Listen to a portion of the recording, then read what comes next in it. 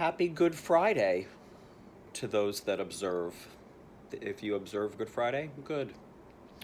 Um, just coincidentally, I guess, I'm very much thinking about spiritual things myself right now. So I thought, well, let's talk about that. You guys are fascinated by my shopping at the grocery store, so let's hear about Billy's spirituality. First of all, now, anybody that follows me knows I've been sober a long time now, by the grace of God and a lot of work in a spiritual program, which is at the beginning of the alphabet, but I do not speak for any program. I speak for myself. Anyway, I had to learn the vast difference between religion and spirituality. I am a very spiritual person. I am not at all a religious person. In my experience, Christianity, religion in general, has a very, this is what we believe, the way we believe it that way, or go away. This is what we believe, go away. I have also been, because I am a gay man, I've also been the recipient of a lot of love the sinner, hate the sin, while religion says do unto others as you would have them do unto you, while religion says judge not lest ye be judged, while religion says, I've seen a lot of oppression and hurt through religion. That's been my experience. So for me, I am not a religious person. I also, again, with my spirituality and the program that I use to maintain my sobriety, uh, it's attraction, not promotion. I do not promote anything.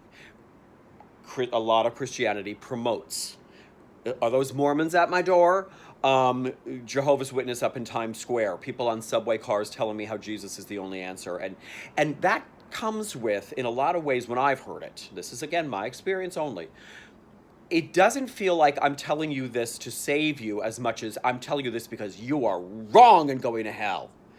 So for me, bye bye. So again, if you are a religious person, good for you. If that works for you, good for you. If that is hurting others, I have a problem with that. Let's get into the Vatican for half a second. The golden hoard that the Vatican is sitting on top of. What is it doing there? If the Pope wants to go roll around in gold, he could certainly climb up onto a hoard and roll around in gold. Or all of that money, or even just a part of what they're holding, could solve world hunger. Not the point of any of this, really. The point of this is Billy and Billy's spirituality. So, I believe in a higher power. I choose to call it God. That's my choice. I'm not bothered by the word. Um, it doesn't have a specific white man on a cloud situation going on, but that's what I choose to believe cares for me and has a plan for me and is in charge. Now, that said, I've had to really go through as much as I can understand of this higher power, and I've come to the conclusion that I will never fully understand my higher power or its plan. I don't understand it. I don't have to. It's not my higher power's plan to tell me the plan. It's not its job to tell me the plan. As much as I can understand, to understand that I am cared for is as much as I can get my head around, all right? This partly comes out of, and go with me for a second here, and I'm borrowing somebody else's spirituality here. When I look at the African American experience in this country, I see an enslaved people for centuries of oppression and enslavement. What I don't see is a spirituality that says, fuck you, God, how could you do this to us? You asshole, fuck you. I don't see that. What I see is a larger spirituality that says, God will carry us through this thing. So in a lot of places and times, I see a higher power that is bigger than man-made trauma and stuff, and even disease, because I cannot be in the position of what kind of God would allow childhood cancer? What kind of God would allow what's happening in Ukraine? What kind of God? I can't do that. So for me, a higher power needs to be larger than all of that to keep me tethered to the planet when humans do what humans do, and disease was what disease does, and nature does what nature does, and tsunamis and earthquakes and things. That's again, this is all just mine. Come for me if you want, but this is all just mine. Believe what you want to believe. I'm not telling you to believe any of this, all right? Got me? So what's the point of this? I have lately been going back through, here we go again, of my deepest default settings, the deepest grooves in my records, the things that bother me the most. I've been in a very agitated and unhappy place around my work situation. When I am working full time on a show, I am happiest. I feel rooted. I feel grounded. I feel of purpose. I feel everything's in order when I have an 8-show week. And I've not been there now. Yes, I've been working all the time, as you know. But doing the 8 a.m. calls, I don't like it. I don't like it. I don't like it. I am grateful for the work. Do not get me wrong. I am glad to have it. Thank you for asking. I will be there. I don't like that. I'd prefer. So I end up, when these situations come up, I tend to get very compare and despair. Who got what? Who's working where? Who got what? Who's over there? What did I not get? What did I not get? Who didn't call me in for an interview for that? Well, great. And I get very balled up, and that is not being in my higher power's plan for me. Sidebar tangent. Today is the 157th anniversary of the day after Lincoln's assassination. I wrote a little play called The Also Ran. It's on this channel, and if you haven't watched it yet, shame on you. It's 70 minutes. You'll laugh, you'll cry, you'll kiss 70 minutes goodbye. It is about an actress at Ford's Theater who was set to star in a benefit the night after the assassination. That got canceled. Her life got canceled. What happened to her? I believe I'm very much connected to that experience in a past life, believe that or not. So I do think in my DNA, this time of year, this moment, this week, this day particularly, I do have an agitated what got taken from me, what did I not get, who got what instead, thing that I need to work around, all right? I'm getting to my point on why today with this. So I've been doing work on, here we go again, nothing new, but really digging deep into the roots of this is what's agitating me of late and why. No, there's no new discoveries for me. I know what's going on. I know my defaults. And it's forms of fear of like, I'm not going to get what I want. There's not going to be enough for me. I know what it is. Plus getting ready to do Prince Charming You're Late this summer, and fearing that we've made a mistake on the time slot and we're not going to stream it so other people can't see it and no one's going to come. And I mean, all of this is coming up. So I'm doing the work around, let's excavate this, nothing new, but let's clear this away. Leading to today's story, here's the actual point. At 2 years sober, I hadn't been performing. I do wardrobe, so I hadn't been performing or auditioning, which is something I did before I got sober for a long time.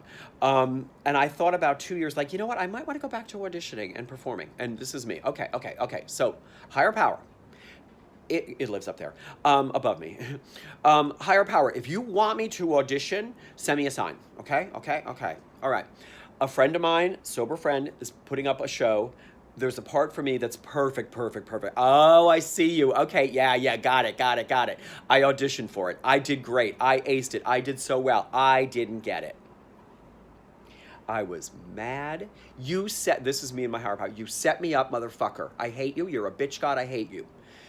This is what happens next. This is where if I'm listening, my higher power if my antenna's up, I hear higher power through all sorts of things around me, because God does not go, Billy, here's what I want you to do today. And if it did, I'd be like, you're not the boss of me, shut up. But anyways, if I'm listening, right after that event, and I'm really kind of just stunned and hurt, and I don't trust you again. Back to the place of, fuck you, God, how could you do this to me? I'm on the phone with a friend of mine. His son is literally 17 days younger than my sobriety, literally. We're on the phone. This is about 2 years old now. And he has to interrupt our conversation. Hold on a second.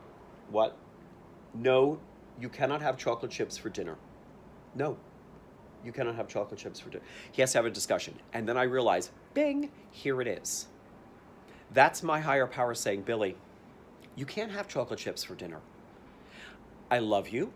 I care about you. I'm in charge.